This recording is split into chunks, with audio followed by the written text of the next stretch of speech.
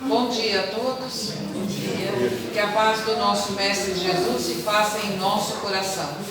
Que ela permaneça em nós. Vamos serenando a nossa mente, o nosso coração, deixando as nossas preocupações, as nossas angústias nos braços de Jesus, para estar aqui agora em mente e coração. Eu vou pedindo aos senhores que façam o silêncio físico e façam também o silêncio mental. Vamos agora nos preocupar apenas com o que está acontecendo aqui dentro. São 30 minutinhos que a gente vai dar atenção para nós, para que a gente possa sentir a palavra de Jesus no nosso coração e no nosso entendimento, compreensão, compreender, para que a gente saia lá fora e coloque na nossa vida os ensinamentos do nosso Mestre Jesus. Então eu vou rogar aos senhores que desligue o celular, aquele que ainda não desligou, né? Porque às vezes o barulho de um celular, além de perturbar o palestrante, que tira a concentração, também tira a concentração daquele nosso amigo que está sentado ao nosso lado e que às vezes está com tantos problemas e nós, não sabendo da gravidade desses problemas, acabamos fazendo barulho, não permitindo que ele preste atenção no Evangelho. Porque às vezes a gente não está interessado mesmo em ouvir, veio só para tomar passe, veio seja lá o motivo que está aqui. Mas o outro não, o outro precisa do silêncio para compreender, para assimilar o que está sendo falado. Então a gente tem que ter esse respeito conosco e com o outro. Tomar cuidado com a cadeira, tomar cuidado, não ficar conversando paralelamente, porque agora nesses minutos, são minutos que a gente vai aproveitar. A espiritualidade está desde cedinho preparando esse ambiente para nos receber. Então, com respeito a essa espiritualidade amorosa que está cuidando de cada um de nós em especial, vamos fazer aquele silêncio de coração e de alma. E nós vamos começar o dia lembrando de um pensamento que está em Isaías 38.1, capítulo 1, que diz o seguinte: ele foi informado, arruma a tua casa que haverão tempos difíceis. E nessa passagem, ele diz, ele recebe a informação de que ele vai se encarnar. E ele chora muito, né? E roga a Deus lá nas suas preces em silêncio, que lhe dê a oportunidade de continuar, né, vivendo aqui. E ele recebe essa dádiva, ele tem a intercessão e ele tem mais 15 anos para viver nesse mundo de provas e expiações. E em Mateus capítulo 24, versículo 12, também tem essa frase que a gente gostaria de falar só um pouquinho a respeito. E por se multiplicar a iniquidade, o amor de muitos esfriará. Então a gente vai começar a refletir, primeiro, o que seria arrumar a nossa casa? Não é a nossa casa física, é a nossa casa mental. Nós moramos no mental, nós somos esse espírito que está no nosso mental, somos esse espírito. E nós precisamos de equilíbrio, precisamos aprender a se resignar, aprender a aproveitar as oportunidades, aprender a serenar, a ouvir e a fazer com que todos os nossos propósitos, todos os nossos sonhos se realizem de maneira honesta, de maneira ética, o nosso comprometimento com o outro, porque se fosse para vir sozinho não haveria sociedade, nasceria um aqui, outro ali e pronto. Se nós vivemos em sociedade, se a nossa família às vezes são famílias numerosas, nós precisamos de ter a consciência de que somos sociedade e precisamos viver em harmonia. Então significa arrumar a nossa casa, significa dar atenção aos nossos sentimentos. O que eu estou fazendo de errado? O que eu posso melhorar na minha vida? O que eu fiz até agora para melhorar? Eu não posso mudar o outro, mas eu posso me transformar. E é essa a proposta dessa manhã, que eu reflita e pense no que eu posso fazer para mim. O que eu tenho feito de bom para mim? Para que eu me eleve, para que eu cresça, para que eu evolua, para que em próxima oportunidade, em próxima reencarnação, eu venha melhor. É essa a proposta para que a gente volte para casa nessa manhã e reflita: vou arrumar a minha casa, porque os tempos vão ficar difíceis. Nós percebemos que as pessoas, elas não têm mais aquele mesmo amor, aquela mesma confiança no outro. Eu poderia perguntar assim para os senhores: eu posso confiar nos senhores? Posso confiar nos senhores? E posso confiar no outro? Eu posso confiar no outro? Os senhores me garantem que eu posso confiar em todos? Acho que não. Então, por que eu considero que eu posso confiar em mim, mas não posso confiar no outro? Olha a desconfiança. Nós temos que olhar o outro com mais confiança, com mais amor, com mais respeito e prestar atenção. Por que eu tenho todo esse poder de confiança e o outro não tem? Nós vamos nos armando contra os nossos irmãos e isso é ruim. Por isso que Mateus já disse, Jesus já dizia, que o tempo faria com que corações se endurecessem e esfriassem. Nós precisamos olhar o outro com mais amor, com mais respeito, com empatia, se colocar no lugar do outro, ver o que é que eu posso fazer para ajudar o meu semelhante, não julgar, porque nós usamos o julgamento. Em mim eu posso confiar, mas no outro não. Nós temos que olhar o outro com os outros olhos, pelo menos dar a oportunidade ao outro de se apresentar, de fazer a parte dele. Podemos refletir sobre isso, ir para casa e refletir? Hoje nós temos a tarefa de falar do capítulo 16, servir a Deus e a Mamon. E o nosso item fala sobre a parábola do mal rico. Eu gostaria de falar da parábola e depois a gente fala a respeito. Havia um homem rico que se vestia de púrpura e de holanda e que todos os dias se banqueteava esplendidamente. Havia também um pobre mendigo por nome Lázaro, todo coberto de chagas, que estava deitado à sua porta e que desejava fartar-se das migalhas que caíam da mesa do rico. Mas ninguém lhes dava, e os cães vinham lamber-lhe as úlceras. Ora, sucedeu morrer esse mendigo, que foi levado pelos anjos ao seio de Abraão. E morreu também o rico, que foi sepultado no inferno. E quando ele estava nos tormentos, levantando os olhos, viu ao longe Abraão e Lázaro no seu seio. E gritando, ele disse: Pai Abraão, compadece-te de mim, e manda cá Lázaro para que molhe em água a ponta do seu dedo, a fim de me refrescar a língua, para que eu, que sou atormentado nesse momento. E Abraão lhe respondeu: Filho, lembra-te de que recebeste os teus bens em tua vida, e que Lázaro, não tendo senão males, por isso ele está agora consolado, e tu em tormentos. E demais, que entre nós e vós está firmado um grande abismo, de maneira que os que querem passar daqui para vós não podem, nem os de lá para cá. E disse o rico: Pois eu te rogo, pai, que mandaste a casa de meu pai, pois tenho 5 irmãos, para que lhe dês testemunho, e não sucedam, venham também eles para parar a esse lugar de tormentos. E Abraão lhe disse: Eles já têm Moisés e os profetas, ouçam-no. Disse, pois, o rico: Não, pai, Abraão, se for a eles algum dos mortos, hão de fazer penitência. Abraão, porém, lhes respondeu: Se ele não dão ouvidos a Moisés e aos profetas, tampouco se deixarão persuadir, ainda que ressuscite algum dos mortos. Essa passagem está em Lucas capítulo 16, versículo 19 e 31. Então, ela é bem... Dá para a gente tirar uma ideia da seguinte forma. Na história, vamos só falar da história. O rico tinha toda a possibilidade interna e não foi capaz de olhar os seus irmãos. Não foi capaz de olhar a necessidade do outro. Mesmo depois de desencarnado, no sofrimento atroz, ele ainda olha o outro com superioridade, que ele fala para pai Abraão: manda Lázaro molhar os meus lábios que estão secos. Olha a prepotência, de julgar que o outro ainda é seu empregado.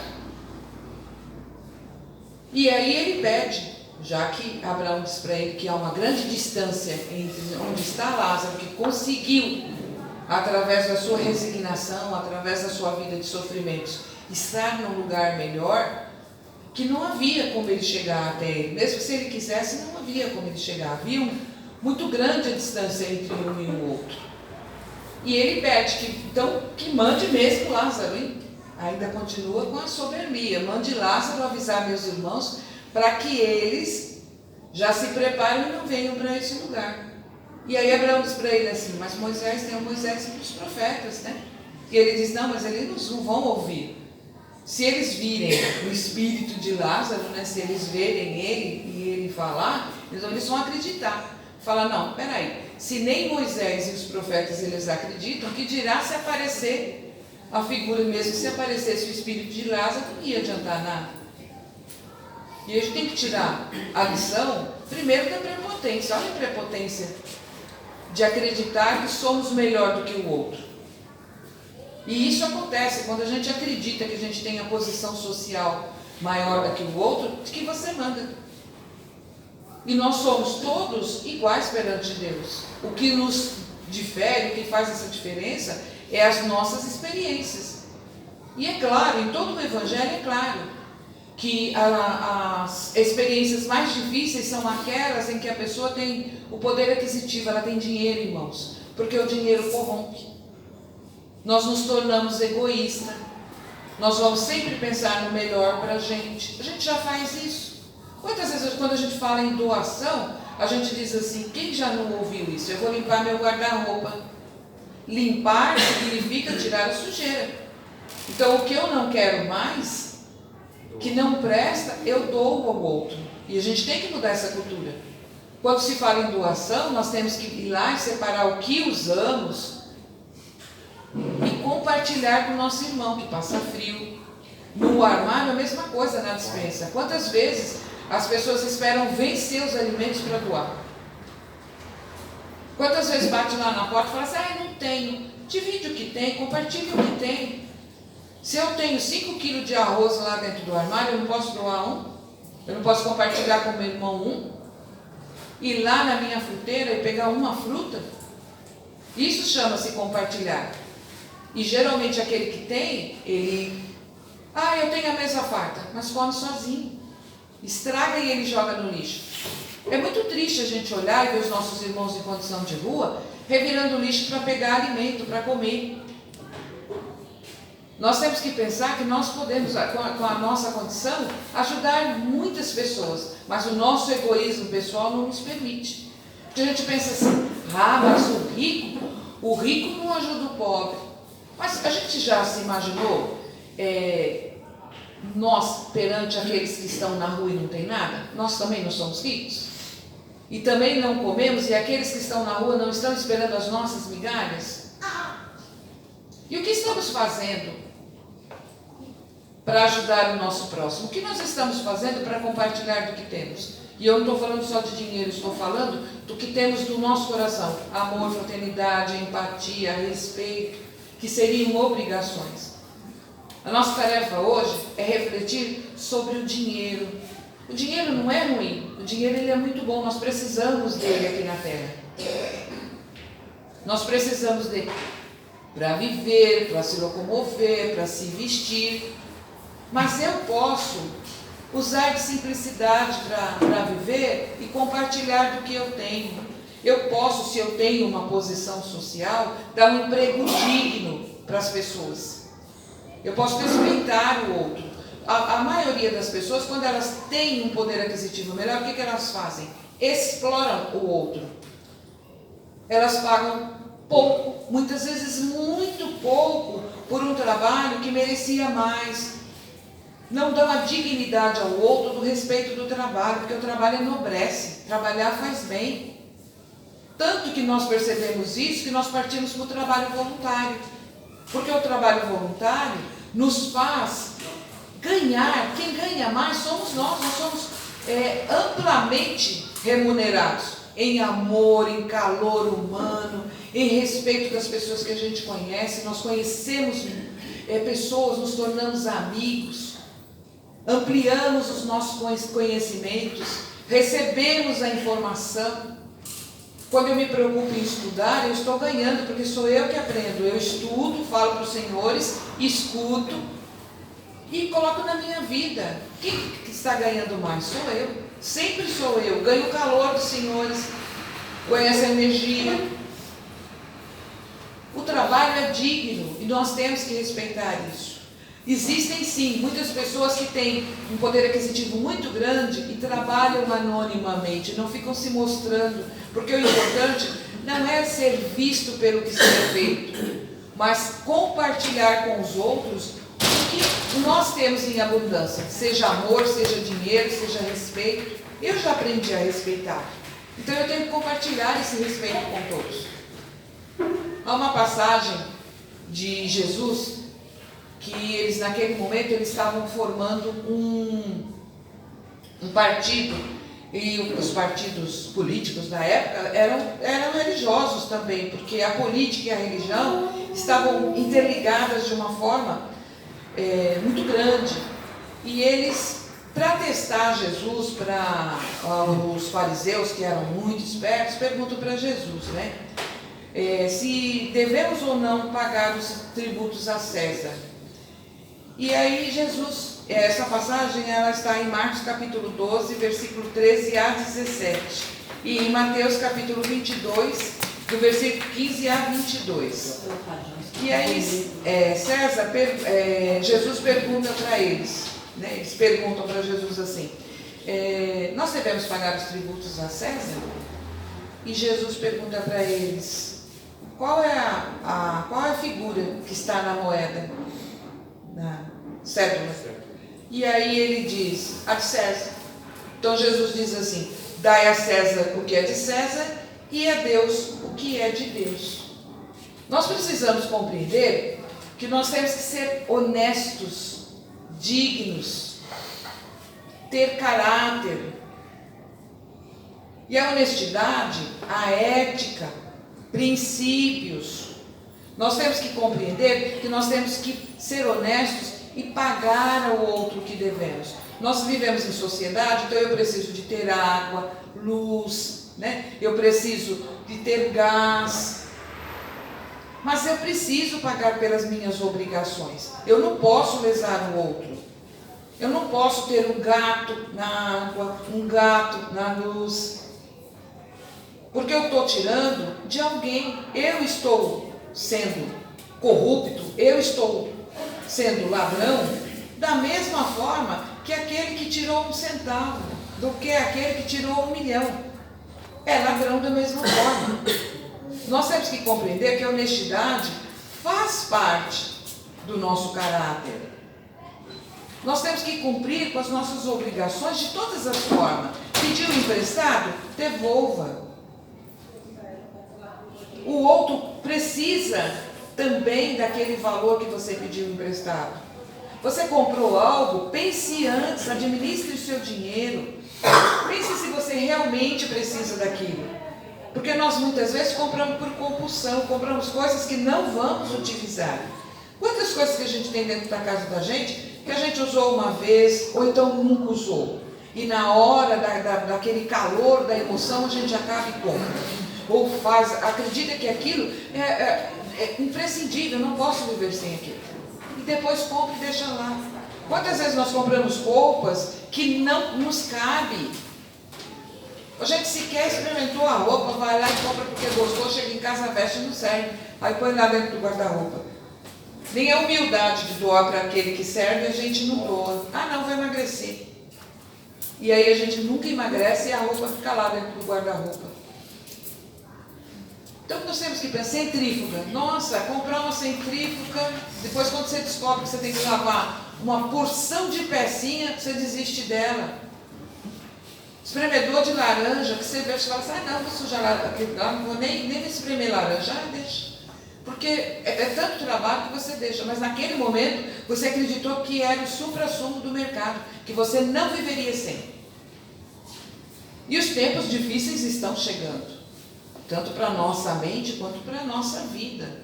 Nós estamos percebendo que cada vez está mais difícil de ganhar dinheiro trabalhando. Muitos não têm a opção do trabalho, muitos trabalham esporadicamente quando aparece a oportunidade. Então nós temos que aprender a viver com pouco, a mudar a forma de nos alimentar. Não nos preocupar, investir com roupas de marcas, roupas de grife, porque acreditamos que temos que fazer parte da turma. Eu só vou ser amado se eu usar um tênis de marca, eu só vou ser amado se eu tiver uma camiseta de marca. Eu não preciso disso. Quem me amar vai me amar pelo que eu sou dentro de mim. Nós nascemos criança, nos tornamos jovens. Todo jovem é bonito, né? É agradável, tem força, tem vitalidade. Nós envelhecemos e nada do que você possa fazer vai mudar isso. Você vai envelhecer. Se você não tiver nada dentro de você, fatalmente ninguém vai te amar, fatalmente você vai ficar de canto. É essa beleza que a gente tem que ter, a beleza de dentro da gente. Procurar, enfeitar e arrumar da melhor maneira possível o nosso coração.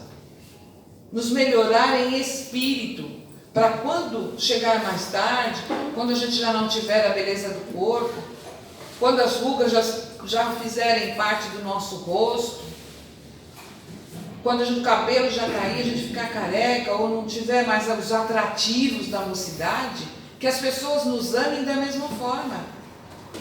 E assim também, o que adianta você ter uma roupa de marca e não ter um amigo? Sua família viver em guerra, não ter paz dentro do seu lar.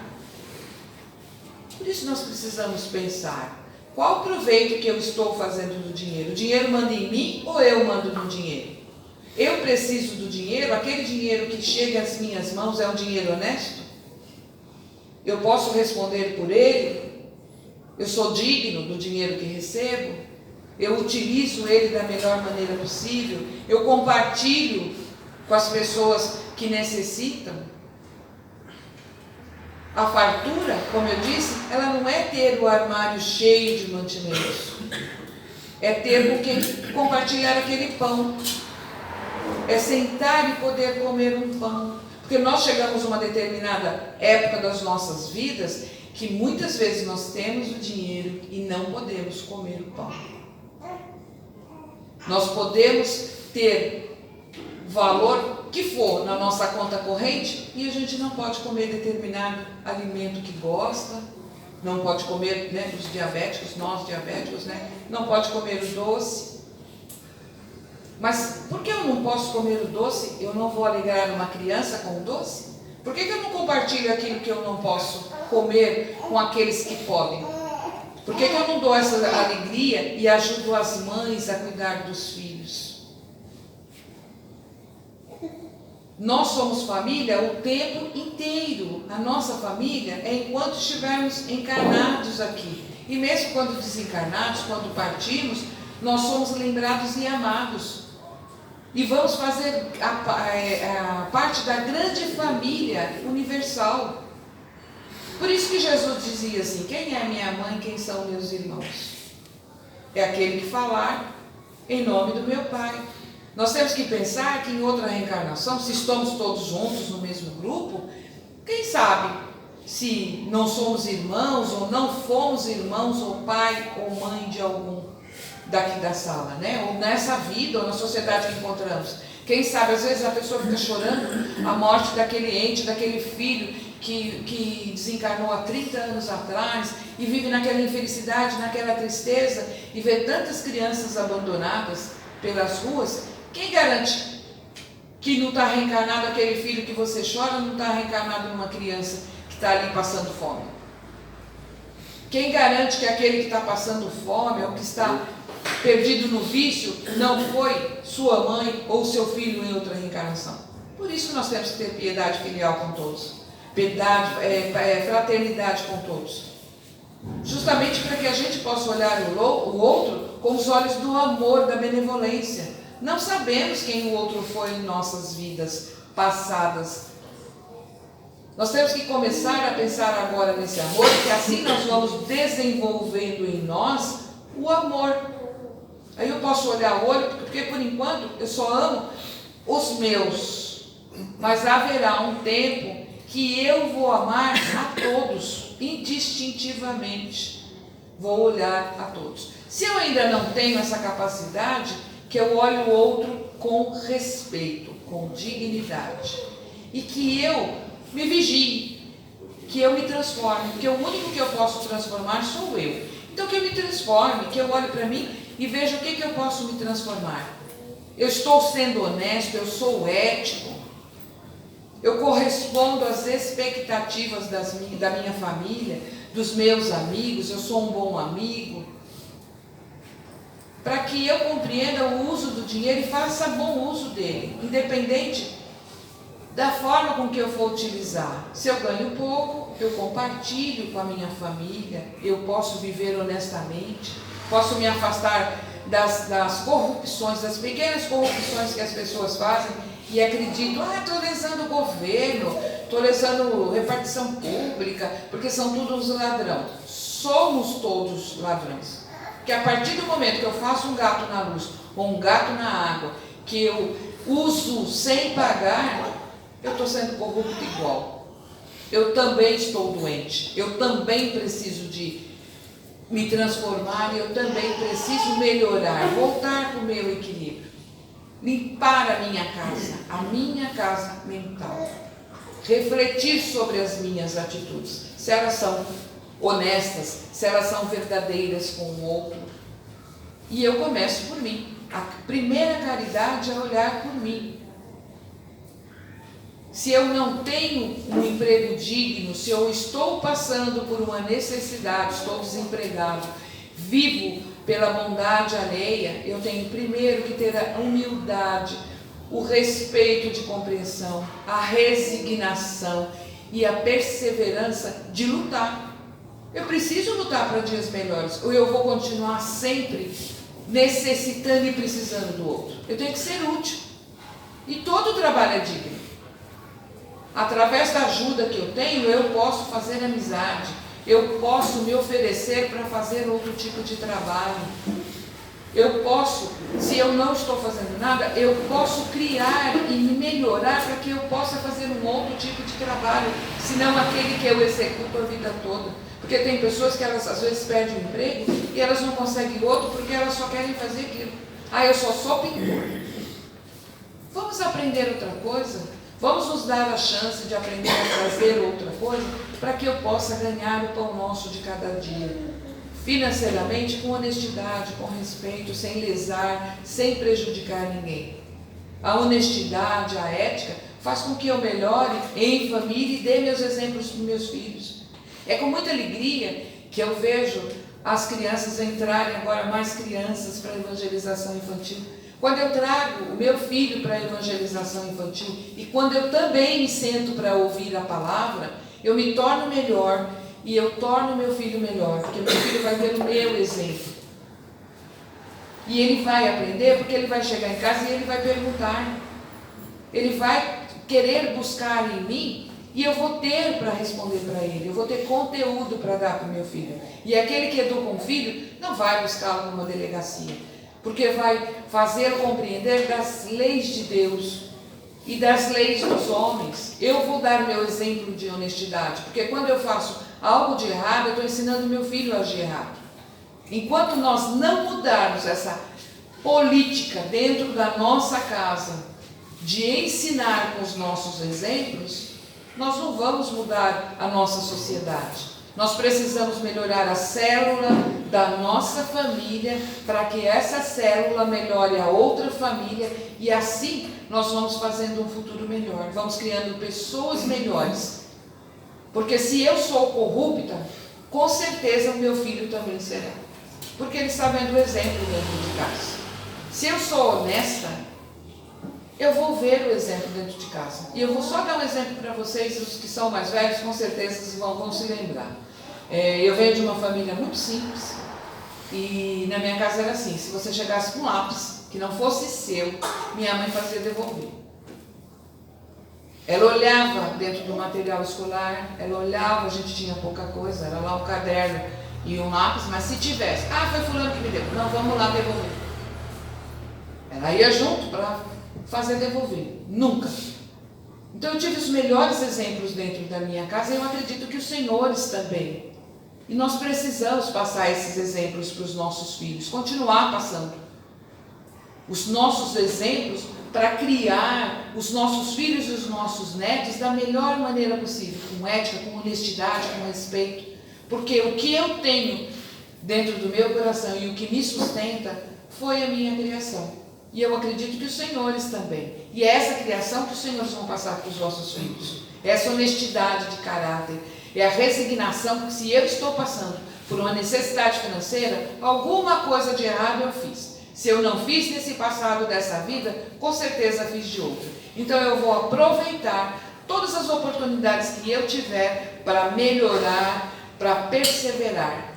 Porque com certeza eu vou continuar sendo honesto, com certeza eu vou continuar no caminho e eu vou dar exemplo para a minha família e para os meus filhos. E quando eu realmente perguntar, e os meus filhos vão saber que sempre vão poder contar comigo, eu vou sempre ser o exemplo para os meus amigos.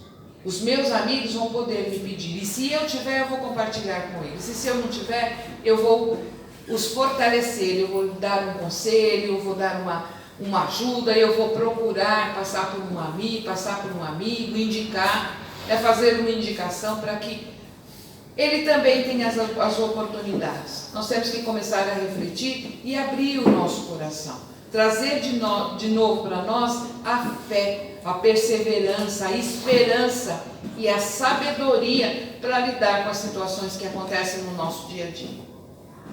Nós precisamos nos ligar a Deus. Não é Deus que se afasta da gente, somos nós que nos afastamos de Deus. O nosso Mestre Jesus nos disse, e eu gosto sempre de repetir isso: estarei com vós até o final dos tempos. Quem tem Jesus do lado, quem pode contar com Jesus ao seu lado, não tem medo de nada.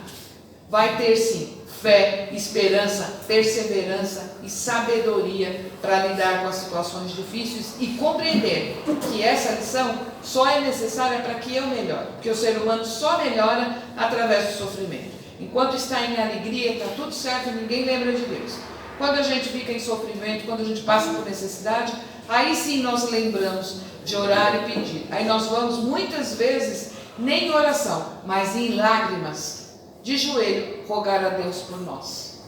Podemos pensar nisso? Podemos ir para a nossa casa hoje e refletir o que é que eu tenho feito por mim? Eu sou alguém que aproveito o valor do dinheiro? Eu dou o valor do dinheiro ou eu vivo pelo dinheiro? Eu tenho que fazer bom uso daquele dinheiro que Deus me emprestou, que Deus está me dando a oportunidade de compartilhar. Se eu não posso compartilhar com muito, eu posso compartilhar com pouco. E Jesus já dizia: dai do que detém. E o que detemos é o nosso amor e o nosso respeito. Eu agradeço a todos por terem me ouvido. Desejo a todos alcancem o que vieram buscar nessa casinha de caridade, dentro do merecimento, dentro da necessidade.